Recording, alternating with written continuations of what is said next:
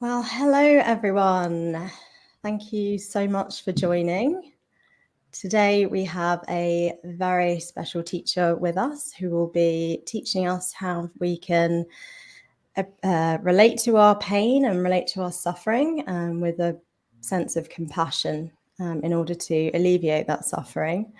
And this is a really important topic because reportedly 1 in 3 people across the world suffer with chronic conditions. So I think this is going to be a really valuable session for us to learn how we can relate to those challenges with kindness. So I'll be introducing our teacher, who is Vidyamala Burch, OBE. And so Vidyamala is the founder of the Breathworks Foundation, which is an international mindfulness and compassion charity, which offers bursaries to people experiencing financial difficulties, enabling them to access mindfulness courses and gain skills to self-manage their health and wellness. Vidyamala began teaching mindfulness and the approach of mindfulness in terms of managing pain following her own personal experience living with health challenges following spinal injuries and surgeries in her teens. And she began to explore mindfulness, compassion, and meditation as a way to manage her pain. And she found the results to be life-changing and transformative. So welcome, Vidyamala. Thank you so much for being here and sharing your wisdom and teachings with us. I'll hand it over to you. Thanks very much, Rachel, and thanks to the Global Compassion Coalition for hosting this session and for allowing me to be here today and welcoming me here today. So, as Rachel said, a lot of us live with some kind of pain or difficulty in the body. Sorry, I saw my lighting out, so it's not reflecting off my glasses. Don't seem to be able to do that. Never mind.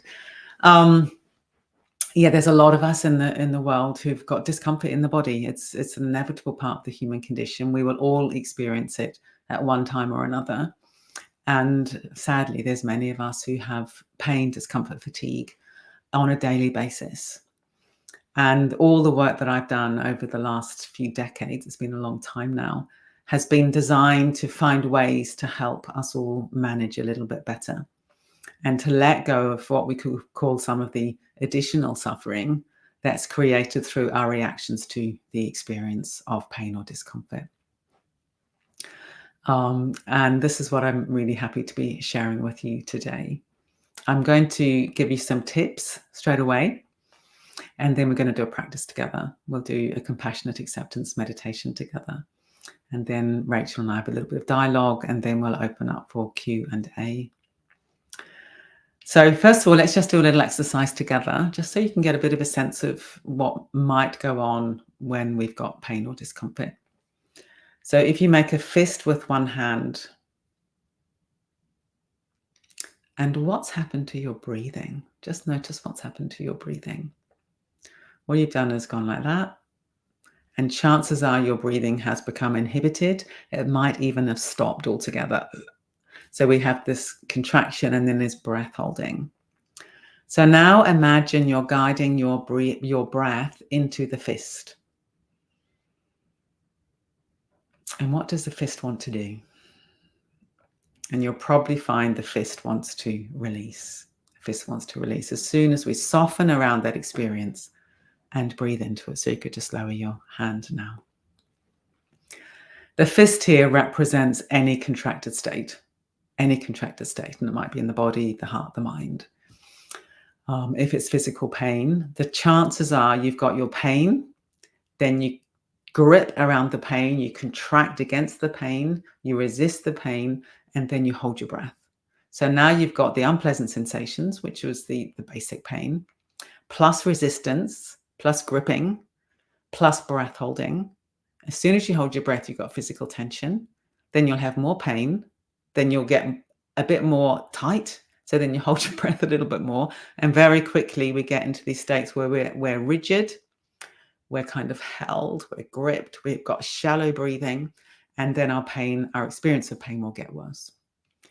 And simply noticing that kind of cascade of tension and resistance and breath holding, and choosing to drop into the body, drop into gravity, breathe into the experience, release on the out breath. It's a simple and immediate way of unwinding some of those secondary layers of suffering. So, for example, right now I've got pain in my lower back, in my sacrum area, my lower back. I've got pain in my legs, in my feet. I've got sort of burning nerve pain in my feet. And it can just be there as part of my experience. And then at the same time, I'm resting down into the chair, resting my feet into the floor, breathing in my body, allowing the breath to drop deep in my body. And it's a kind of simple experience. Yes, it's got a tone of unpleasantness, but it's not a big drama. It's not a big drama. But if I was less aware, I mean, I've done this for a long time, this practice, but if I'm in less aware states, or if I think back to before I learned how to practice, there would have been these same sensations. I'll be pulling away from gravity because I don't want to be with that experience. So I'll be pulling away. I'll be tight, holding my breath. I'd have thoughts like, oh my God, how am I going to get through this session? Then I might have some doubt, thinking, why did I sign up for this? I can't do it. And then very quickly that would escalate. And then the thoughts would start to take off, holding my breath tight, tense. And then the pain would start to really scream. And then you get the whole drama. You get the whole catastrophe, as it's sometimes called. All I need to do is breathe out, drop into the chair, be here. Imagine you all out there, connect, and it's fine. It's just unpleasant. But it's unpleasant without all the secondary reactive suffering. So this is where awareness training and kindness training can be so powerful. So that's the first thing I wanted to introduce, what we call the breath, the fist exercise. And maybe during your life, you can just notice, maybe you're standing at the checkout at the supermarket, or you're in the car, or you're washing up in the kitchen. Just notice, are you doing this? Or are you doing this? And that's a powerful practice. Driving the car is interesting because you might find you're really gripping the steering wheel. But you can just rest back, obviously keep your hands on the wheel, but nice and gentle. Body into the bottom into the chair, bottom into the car seat, and release. So in a way, what I'm talking about here is it awareness, acknowledgement, and release. Awareness, acknowledgement, and release, always with kindness. So this, when when we have the fist, and imagine breathing into the fist, the quality of awareness you bring to that breath is one of a kindly breath. You can imagine when you're breathing into the painful areas in the body or the heart, pure difficult thoughts, that breath is bathed in kindliness. And an image I sometimes use is to imagine a breeze on a summer's day. And the breeze on the summer's day is lovely and warm, isn't it? When it blows over you, you get bathed in that warmth. So that's the wind that's warmed by the sun. And the breath and the body can likewise be like a wind that's warmed or bathed in an intention of kindliness, an attitude of kindliness towards oneself. And as you breathe in and out, you can just imagine the whole body is being kind of saturated in this kindly, compassionate breath. So that's the first thing I wanted to say. And then the second thing is, how do we do this in sort of lived experience when we notice we're already caught up in the secondary suffering? So we call these reactive states the secondary suffering, because they're on top of the basic sensations, and then you get all the secondary stuff when we're not aware. And one very important skill is to learn whether you've gone into denial or whether you've gone into overwhelm. So these are the two kind of poles that we tend to go into when we're not able to just be with our basic experience, or we've missed that opportunity through our lack of awareness, because there's no judgment there. It's just what we do as humans. So we have the experience, we resist it, get tight, and then we tend to either go into avoidance and denial, or we go into overwhelm. So I've got a little enactment here, or a little kind of drama that I can show you. It involves an octopus. and it involves some kind of creature that's very avoidant. I haven't worked out what that creature is yet. Maybe you could put in the chat if you can think of the appropriate creature when you see my little enactment. So here I am. I've got my pain and I'm not aware, and I don't like this pain. Yeah, so I'm a kind of normal human, as we all are. Got pain, don't like it. So the pain is my hand, and I'm doing this. So I'm pushing it away. Yeah, I'm going, go away. I don't want you. And it probably won't be conscious. It'll be just, this would be the gesture. It'll be a avoidant, aversive attitude to the pain. So I'm doing that, and it takes a lot of energy. You can see that, can't you? I'm having to put a lot of energy into this arm and to keep this thing at bay. And then over here, I'm trying to live my life. Yeah, so I'm trying to be over here. Yes, I'm having a good life. Everything's fine. Go away, go away. Having a good life. Everything's fine. No, go away. So you can see how I'm strung out between these two poles of pushing away and then a sort of hectic getting on with my life. Very, very tiring. So then eventually what happens is I get exhausted and I crash, and then I get overwhelmed. So this is the octopus. Yeah. So then it's like I've got an octopus on my face, metaphorically speaking. The pain is everything. So I'm trying to go about my life, and it's like, oh my God, I've just got this pain. It's all too much. I can't bear it. There's nothing else. I'm just completely overwhelmed by the pain. So that's the octopus. So the mindful approach is to remove the octopus, to become aware, remove it. And then what we're looking for is to live our lives. So I'm just wondering why my camera's gone out of focus. I'm going to stop my camera and turn it on again. Still out of focus. Oh, well, never mind. You can see me adequately, can't you? So when we're in overwhelm, we're doing denial, we're doing this. When we're in overwhelm, we're doing this. So what we're looking for is to have the pain in our field of vision. And, you know, it might be mental, it might be emotional, it might be physical, it doesn't matter. But the thing that we don't like, we have it in our field of vision. It's not everything, and we're not pushing it away. And then we have all this awareness here, and we just live our life. We live our life. And the attitude towards this is one of tenderness and one of kindliness. So we just go about our life. We have this experience which is unpleasant. So I'm not trying to say you got to love it or think it's your best friend. It's not. It's an experience that's unpleasant, but you're allowing it into your life. You're allowing it in whilst you're allowing perspective. So here it is. So it's a dynamic practice. So when you notice you're doing that, you think, oh, I'm really tight and avoidant, holding my breath, really sort of running away from myself. So you notice that, and then you just drop into the body. You come a little closer, you let in the sensations. And if you're like this, you broaden your awareness. What else is there in my awareness right now? I can imagine all you out there watching this talk. I've got a beautiful light in my room. I've got the world outside. I've got this space that I'm in. I've got the tree behind me. So the pain's there, but it's taking place in a big field. Okay, good. So what I'm going to do now is lead a little practice where we can explore this. We can explore finding this middle way between denial and overwhelm, and to bring a kindly breath to our experience.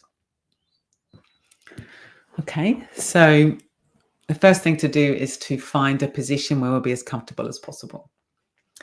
Now, notice the way I'm not saying where we can be comfortable, because for some of us, total comfort isn't an option, but to be as comfortable as possible. And you can do it lying down, you can do it sitting. It'll be about 20 minutes or so, this practice. And it's called the Compassionate Acceptance Meditation Practice. It's one of the practices that we teach on our Mindfulness for Health course at Breathworks. And you'll be sent links after this session about our work at Breathworks. The Mindfulness for Health course is an 8-week mindfulness program that's available online to anyone, anywhere in the world. Okay, so finding our position. And then closing your eyes if that's comfortable, or you just might like to lower your gaze. It's completely up to you. And allowing the weight of the body to rest down into the support beneath you.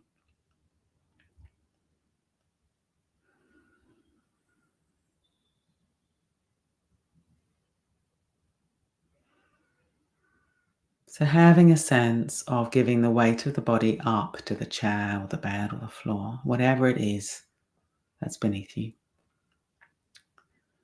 So we're just beginning to soften the habit of gripping, the habit of tightness that we so often have when we've got unpleasant experience. To help this, if you want to, you could take a deeper breath in. Then on the out breath, release and let go. Let the next in breath flow back in its own time.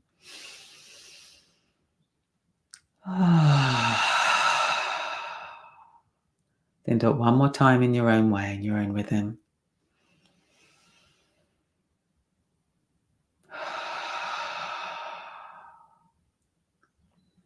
And now allowing your breathing to find its own natural rhythm.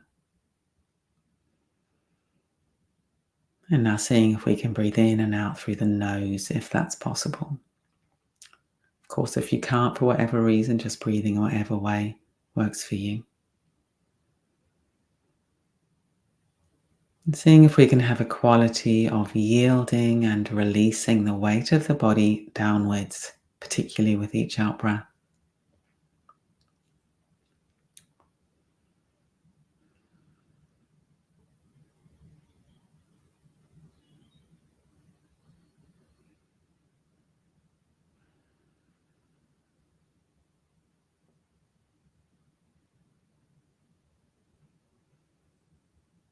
So to begin with, let's get a broad sense of the whole body resting here.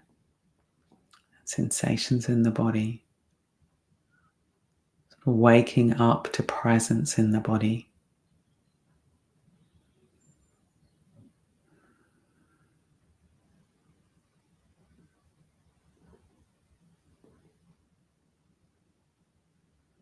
And our mood, how we're feeling right now emotionally. Letting go of any judgment and simply being with whatever's present. Just as it is.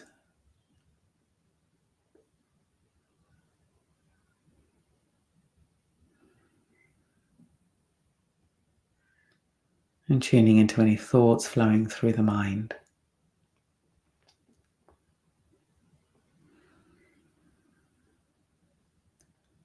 So we're getting a sense of our weather, as it were, at the moment. Just tuning in to how things are in the body, heart, mind. In this kindly space.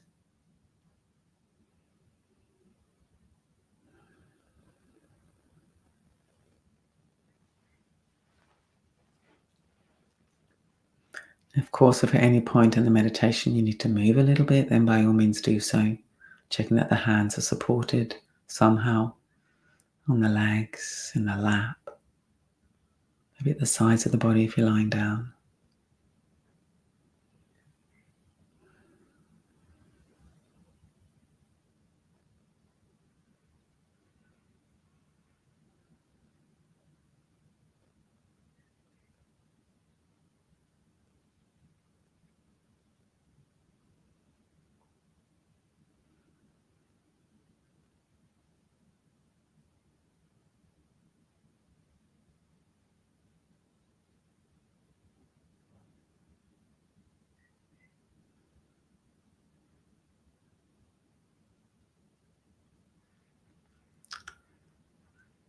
Now let's open our awareness to include any pain or discomfort that might be present. So it might be physical, if it's more mental or emotional, perhaps seeing how this is showing up in the body. So very often our mental and emotional states. They have an echo in the body. So anxiety might be a tight jaw or tight belly. Maybe you've got tight hands. If we find the physical expression of states, it's a little bit more tangible, a little bit less slippery. So very, very gently including it in awareness with this kindly breath. If you notice, it's like a tight fist of contraction, perhaps breathing in and out,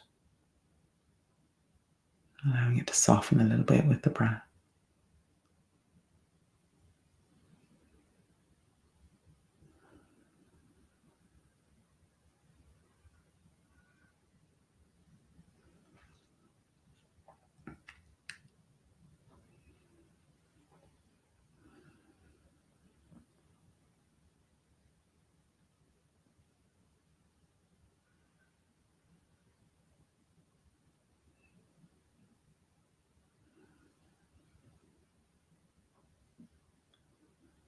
And if you feel a bit numb, resistant, tight, avoidant,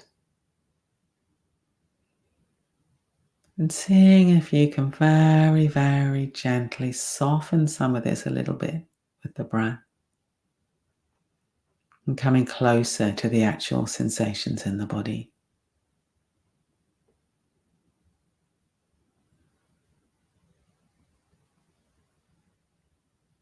Very, very gently. Getting curious about the sensations in the body with this kindly awareness.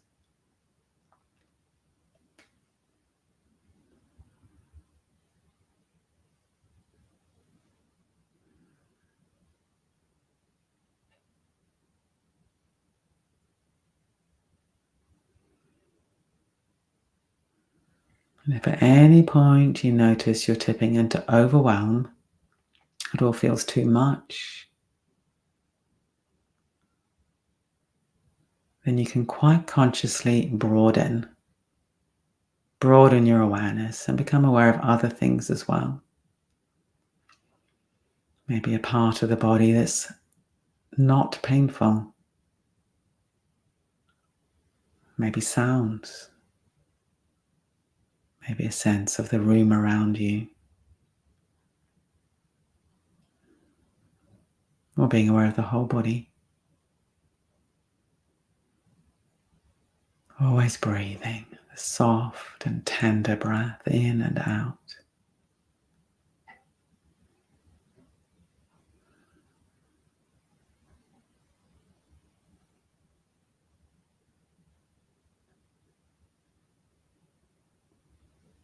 Having a few moments, seeing if we can taste, as it were, the middle way between denial, avoidance, and overwhelm. The pain is part of our experience, but it's not everything. And it's met with love and care and compassion.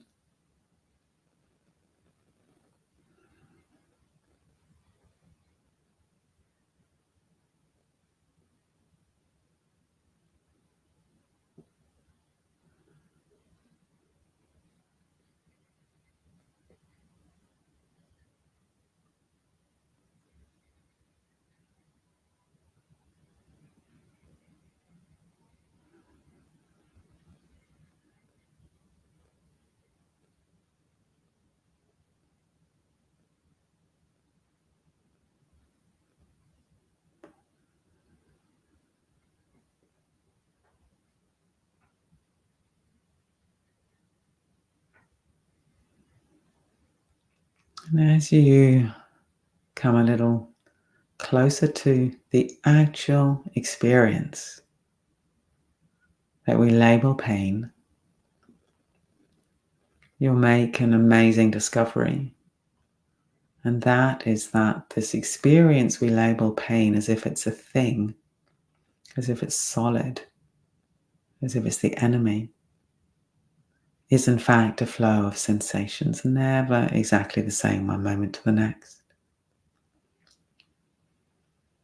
So just as the breath is flowing and changing, seeing if we can allow the experience we label pain to flow and change through the moments. So it's like a river rather than a rock.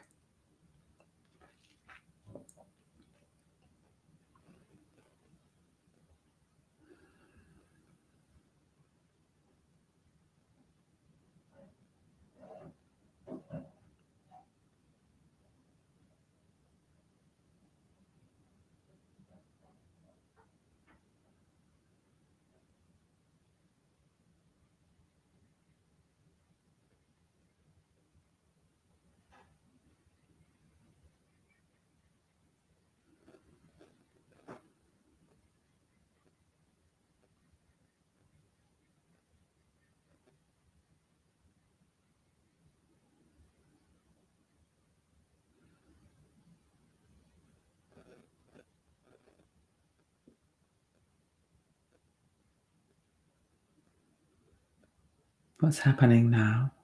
If you wandered far away, then in the noticing, you're having your moment of mindfulness. And you can choose to gather your awareness, come back inside the body. Getting really curious about experience. So we're compassionate and caring. If we notice we're blocking, we're in denial, we soften, come closer. If we notice we're overwhelmed, it's all too much, we broaden. And we rest the body into gravity. Let go of gripping. And then we rest inside the flow of experience, the arising and passing, the arising and passing of what we label pain, just like the flow of the breath.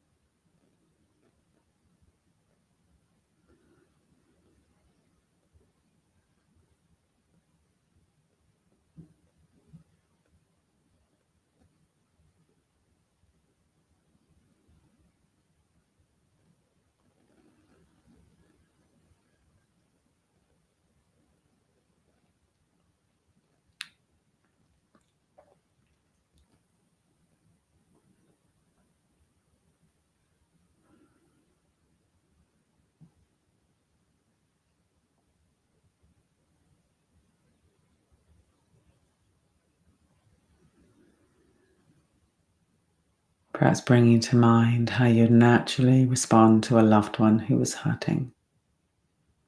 And seeing if we can bring that attitude towards our own pain and discomfort.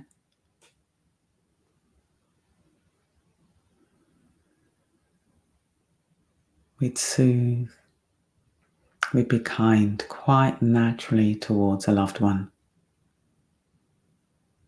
So let's see if we can be soothing and kind to ourselves.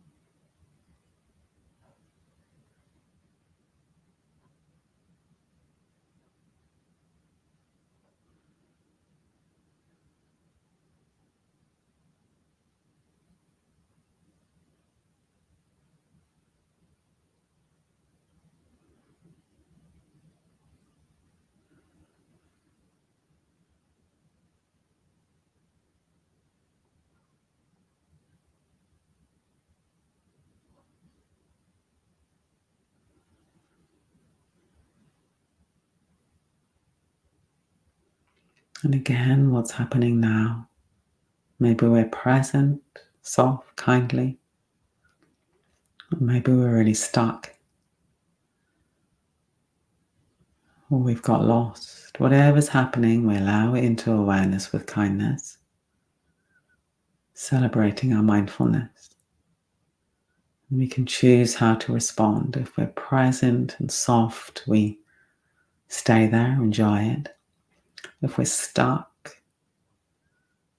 seeing if we can bring some clarity. Are we stuck in overwhelm? Are we stuck in denial?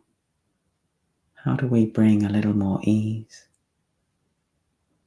Breathing and softening and breathing and softening.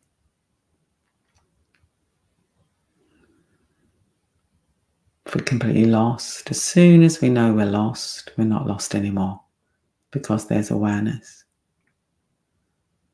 And we can regroup back in the body, tune back in, start again.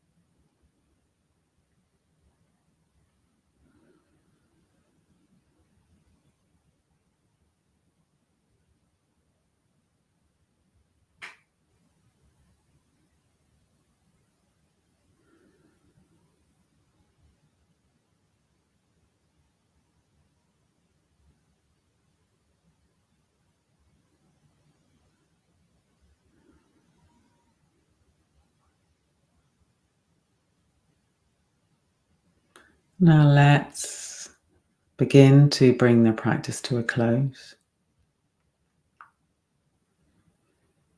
First of all, let's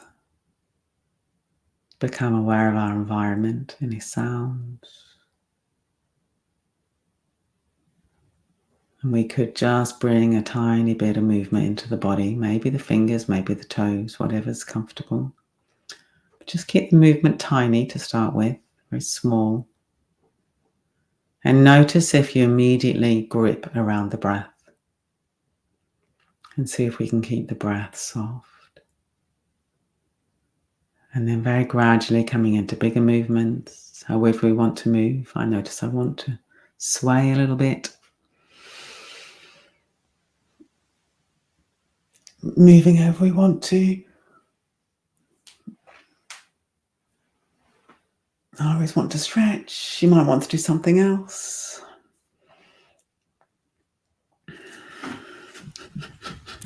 Then it's always nice to jiggle a little bit. Looking around, taking the world in, staying in the body, seeing if we can keep the discomfort just in our field of awareness without either over-focusing or pushing away. It's just there. It's part of the fabric of life. Good. So yeah, really wonderful to practice with you all in this way. And I think Rachel's going to come and join me now. Oh, good. Here she is. You're muted, Rachel. There we go. Thank you. Thank you. That was very, I felt very nurtured there. Really appreciated that. Definitely felt, I felt like someone was just sitting with me, being with me. Did you have any discomfort going on during the practice? Have you got any discomfort at the moment? Well, so initially I didn't I didn't fit, I was wondering how I would apply this, but then I did start to notice more sort of areas of tightness and tension and anxious thoughts. And the sort of deeper I went into it, the more I realized how much gripping there was, like in so many different areas of my body. And then I just felt, at various points, this sense of easing and opening and releasing. And it just struck me as interesting of like how much time we probably spend going through our day, whether we are having physical pain or just dealing with life itself, that we're kind of just functioning, doing what needs to be done, and not really like functioning with this kind of default sense of tightness and tension and resistance. Yes. Yeah. And when you softened that a little bit, what did that feel like? It felt like ease and almost like, wow, like, why did I do this sooner?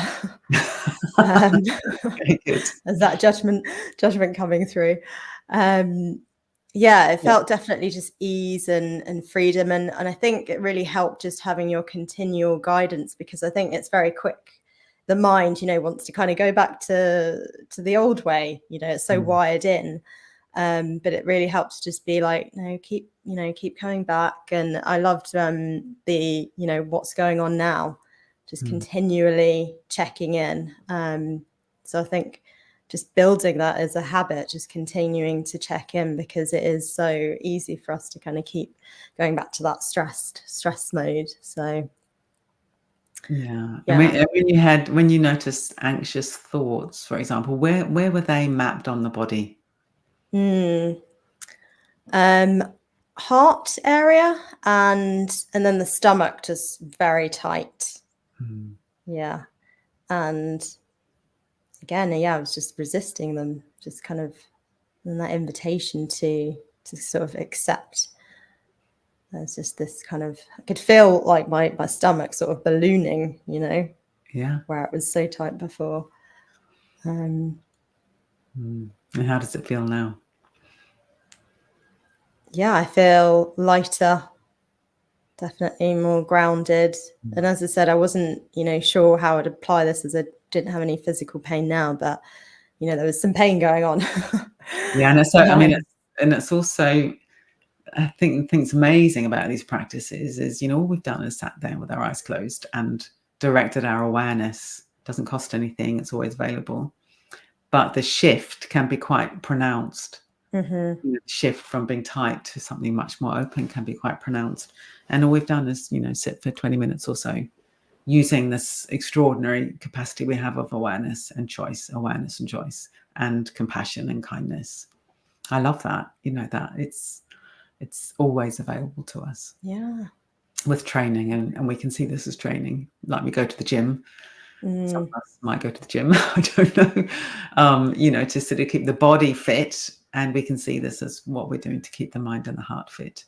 And one of the interesting things for people, for those of us who've got pain, it can be very motivating, because it can make a real difference to our quality of life. It's not a kind of add-on luxury item, but it's more like, wow, I know that I could be sitting here now in a real state if I was all tight and resistant and had lots of thoughts and emotions, or I can be sitting here thinking, wow, this is really lovely, spending this time with everybody and with you. That's a dramatically different quality of life. Yeah. So I think for those of us who've got pain, one of the ways we could perhaps view that is it's very motivating to do this work of training the mind and the heart.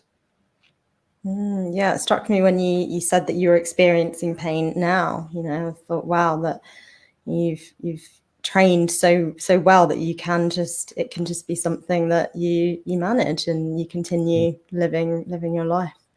Yeah. In spite It doesn't of, say that it's pleasant, I have to make that point. It's like, oh, I love my pain as my friend. It's not, I'd rather not have it. But I often say to people on our courses, well, you've got two choices. You can be in pain and be miserable, or you can be in pain and have a good life. Which one do you want? And of course, people are going to want to be in pain and have a good life if possible. Yeah. And actually, over time, I think the experience of pain can improve. My experience of pain has improved a lot because, of course, what we call pain is a combination of the sensations plus the resistance plus the breath holding plus the tension plus the mental states plus the emotional tension. That's what we call pain. So if you let go of some of that additional secondary stuff, then the overall experience of pain, when you're just left with the sensations, it's much, much easier. So the pain can improve, the actual pain can improve over time, without a doubt. Yeah, I felt the sense of unpacking, like, taking away all these extra things that I had just from the, trying to resist.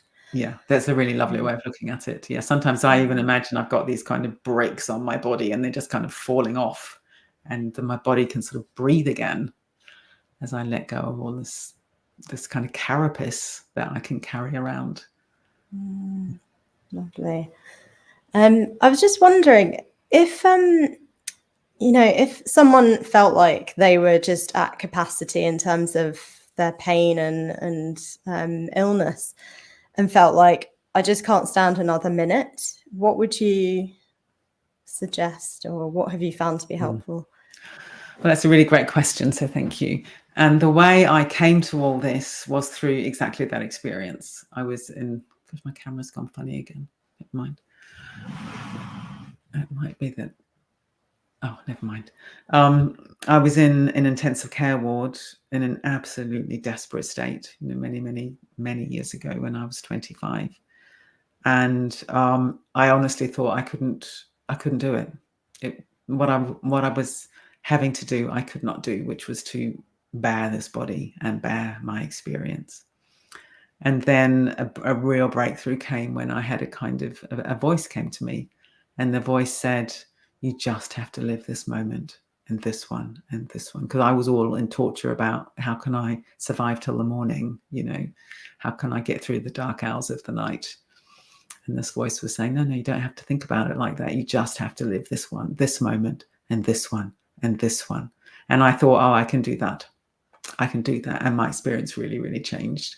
So chunk it down to moments. That will be my main advice, is chunk it down to moments, rather than the mind creating, I'm going to have this pain forever and it's unbearable. That's a mental construct. It's a complete mental construct, because the only pain we ever experience is this pain that's happening now. Everything else is fabricated by the mind. And, Wow. So you come into the moment, it's just this moment. And then, as I hope people had a little taste in that practice, the pain is much more fluid than we realize. So no two moments of pain are exactly the same. So let it be. I quite like this thing of let it be a river rather than a rock. Yeah, I felt that in the practice. I could see and feel, and that fluidity just felt so much better than this, hard rock. Yeah, and that is the nature of things. Everything is always changing. That's the great wisdom teachings share that insight. And if you really examine your experience, you'll see, oh yes, everything is changing. So again, it's something that the mind does, is to turn what's essentially a fluid experience into something that's rigid. But we're doing that with the mind, and we can undo that and just be with that experience of flow. But yeah, I think the main thing is just chunk it down to moments, and that can be you can handle that, can't you? You can handle a moment. Really powerful. Thank you. Well, if anyone has any questions, please let us know. Okay, I've got a few. So someone says, how do we quiet the embodied anxiety that arises from pain? How to quiet the embodied anxiety that arises from pain? That's a great question. Thank you. I think all the things we've done in this session, so that the principles we've been applying can apply to anything. So you've got. It sounds like you have the pain. I'll just imagine it's me. So I've got these sensations in my back and my legs of unpleasant sensations.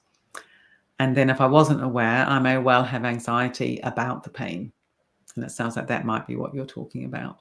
And that anxiety about the pain might be, you know, tight jaw, shallow breathing, clammy palms. Probably I tend to get tight up here.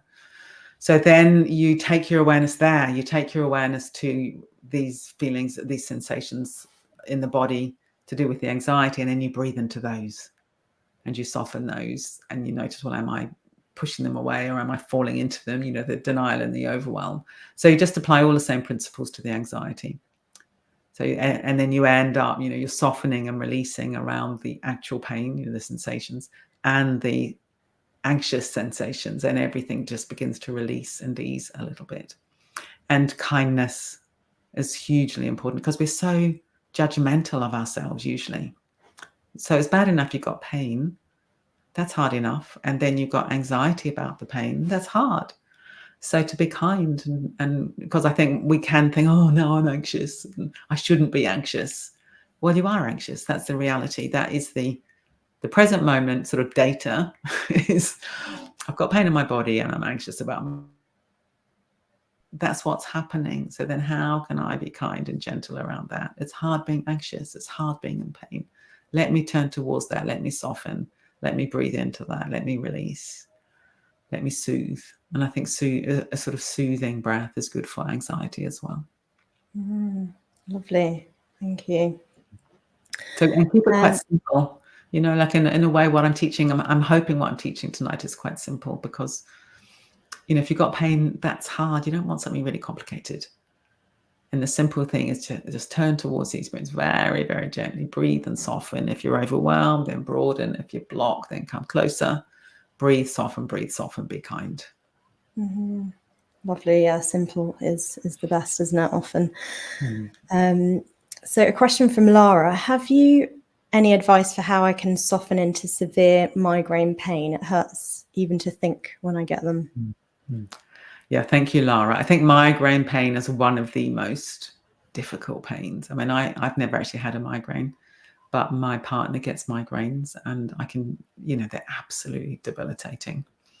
And also, I think any kind of headache is difficult. You know, these practices we're doing, they're awareness practices. And in order to be aware that ideally there's some degree of clarity. And if you've got a headache, it's like everything's, you know, your awareness is so kind of clouded by the headache.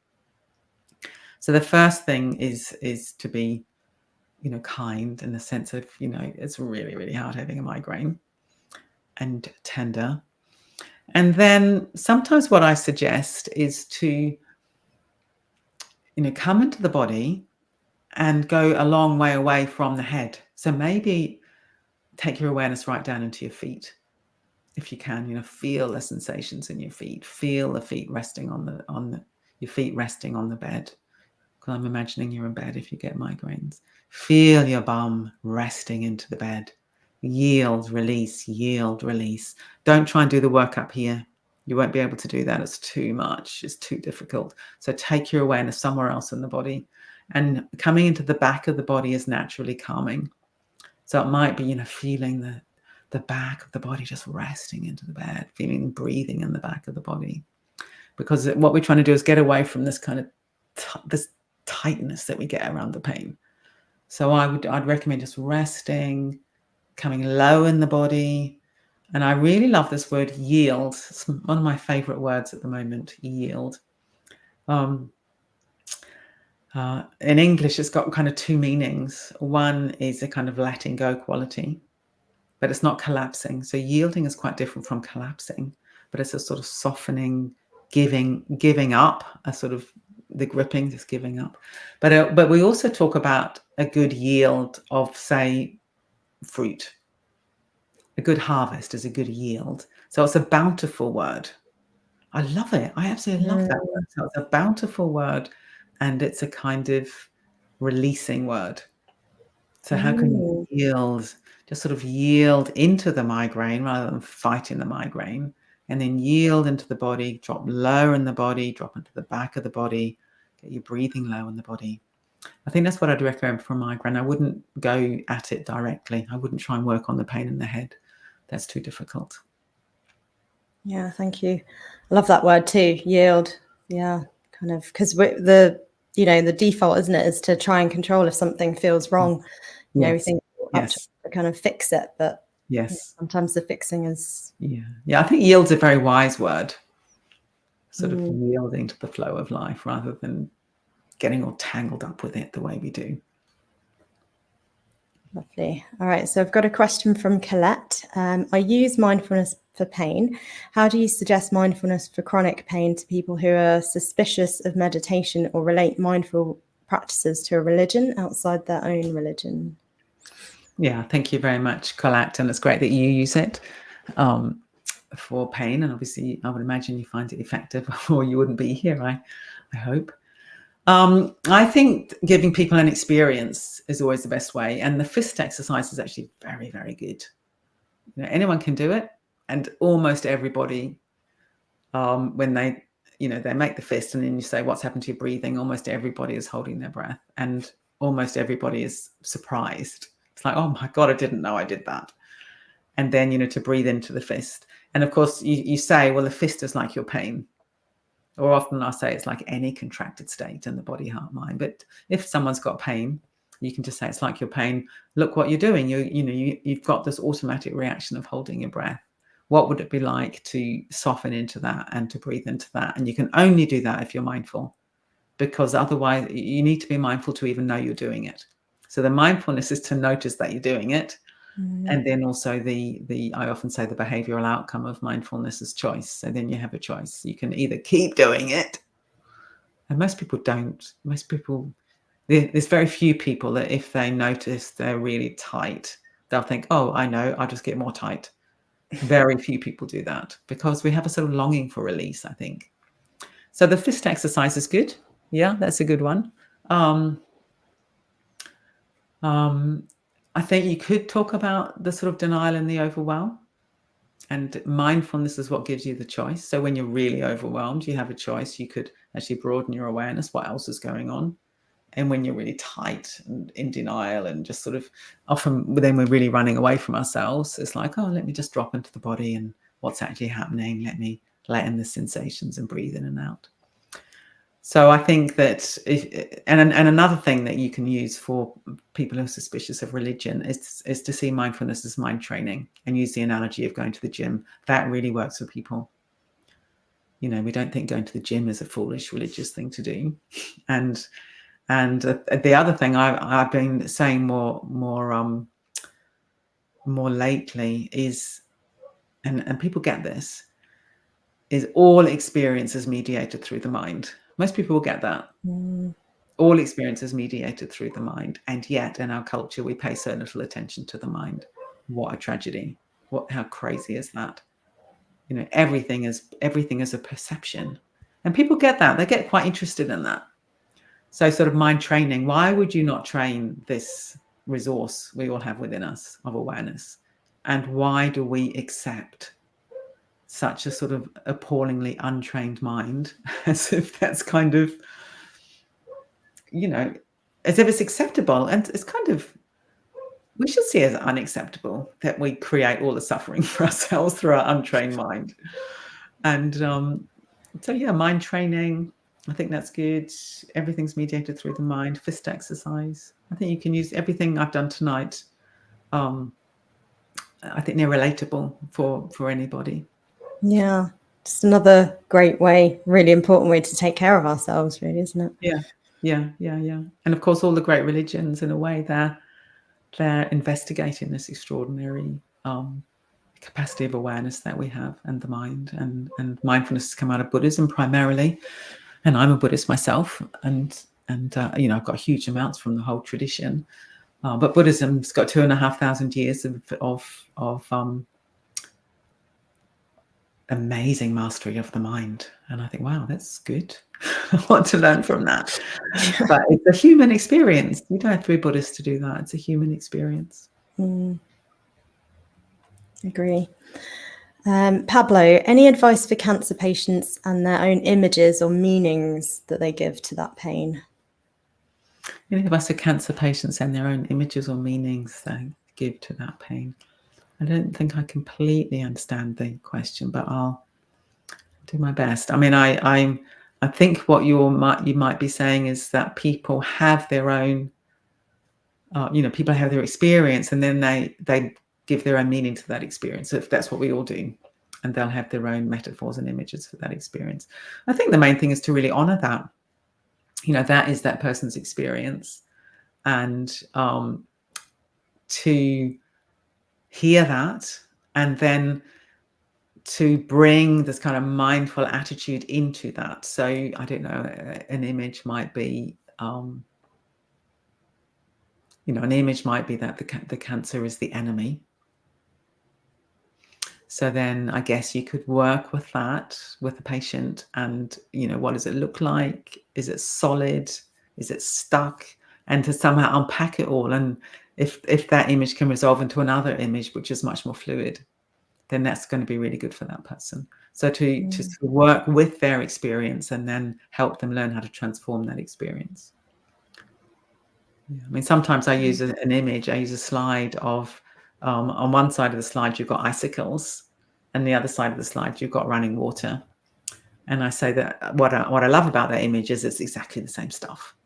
It's water, it's H2O. One of them's in this kind of solid, rigid, hard state, and one of them's in this fluid, open state, and that we can move from that rigid, stuck state to something much more fluid. So maybe the cancer patients might have some sort of image that you could work with to help them soften a little bit. But I think the main thing is to really honor everybody's experience, and to value everybody's experience, and then help them work with their own images and meanings to come to something that's a little bit more fluid and open and kindly. Wonderful. Thank you. Right, we are almost at time, so thank you everyone for coming, and also thank you so much, Vidyamala, for sharing your wisdom with us. I'm sure many people will have benefited from what you've shared. Is there anything that you'd like our viewers to kind of go away with, or is there anywhere where people can go to learn more? I think there's going to be something sent out, but maybe in the chat you could put in the link for I've got my own website, and I do coaching and things like that. And then also I'm the founder of the Breathworks Foundation, which I love Breathworks. It's this charity. We've been doing this for 23 years. We run 8-week mindfulness for health courses for people with pain. We've got a community, an online community you can join for free. We have lots of sessions. We've got lots of courses. So you've got the link there, breathworks-mindfulness.org.uk. If you go to the Breathworks website, on the homepage, you'll see community on the top right-hand corner. If you click on that, you can then join our online community. So I think that's the main thing. And then as a kind of passing thought, this idea of chunk it down to moments. The present moment is bearable. And there is something very mysterious about presence, because when you think of the present moment in time, it can seem like this little pinprick, and because it's a little pinprick in time. But if you really cultivate presence, something rather wonderful happens, where the present moment sort of blooms into something really, really rich. And obviously metaphysically, maybe that kind of falls apart, because the present moment in a way doesn't exist, because as soon as you're present, it's gone. But experientially, if you come into the body and you really sort of wake up to your experience, then it becomes very rich and full of color and full of different textures and flavors. So chunk it down to moments, and then really relish those moments. And you'll find there's more than pain there. There's more than pain there. Lovely. Thank you. That's beautiful advice. Really beautiful. Before we close, I just wanted to make everyone aware that we do have some workshops coming up in February on the 17th and 18th. So it's weekend workshops with Vidyamala. So I'll just pop the links in. We'll send the links with the email, and also you can check out our events page. So I'll be doing one of the, I'm doing this with Michael West, who's an amazing guy, complete embodiment of compassion. So he'll be doing one on work that I'll be supporting, but then I'll be doing one on how to live with pain and illness. So that'll be 3 hours. This is a little taster, but it'd be wonderful if some of you came to that as well. Amazing. Such a gift. Thank you so much. Good. Real pleasure. Wonderful to see everybody. Thanks for coming. All right. Thanks, everyone.